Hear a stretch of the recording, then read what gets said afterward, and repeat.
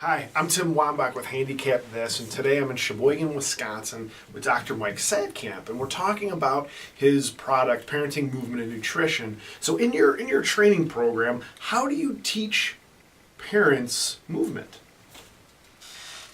When I first started to study movement with any intent of learning much about it, which was after I had done 8 years of training to become a chiropractor.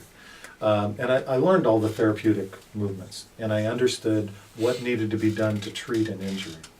But the first time that I learned about movement from the inside out in ways that were meaningful to me, other than playing sports and activities like that, was when I took some lessons in movement from a friend of mine named Tom Hanley in Milwaukee. And Tom was a teacher at one of the schools in Milwaukee, and he was what's known as a Feldenkrais movement practitioner. And so I took a couple of lessons in movement from Tom and learned about the Feldenkrais movement system. And he referred me and my family to Anat Banyel to help out Marin. And the Feldenkrais system was a beautiful system for learning about movement. And Dr. Feldenkrais created over 1,000 different movement lessons, some of which are an hour long. And the movement lessons he created are similar to, but not identical to, movements like yoga and Tai Chi. Although Dr. Feldenkrais taught some really specific principles, such as don't do things that cause pain, and don't stretch muscles in order to learn. Learn to be better coordinated. And at that time, Anat Banyel was one of the leading instructors in the world in the Feldenkrais system.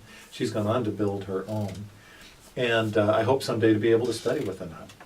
In the Parenting, Movement, and Nutrition training program, I put together my own lessons. Now, I want everybody to know I'm not a Feldenkrais instructor. I'm not trained by Anat Banyel. But I am a chiropractor, I'm a special needs dad, and I know a lot about this subject at this time. So I put movement lessons together that I'm aiming at, in particular, handling the kinds of movements that will benefit special needs parents. For example, those of us who are parents of kids with CP may really want to know about what are called primitive reflexes and balance and equilibrium reactions. So, how do we hold ourselves up? That's a big problem for a lot of kids with CP. And kids with spina bifida have problems with pain often. And so how are you going to help a child learn how to move when they've got constant pain or have to use medication? So I put these movement lessons together aiming directly at the fight or flight response so that we can manage our stress, learn to intelligently move, and I will be doing some linking to other forms of movement so that our folks have resources from many different directions. Great, thank you. I'm Tim Wambach with Handicap This, and we're talking about parenting, movement, and nutrition. Join us on the next video.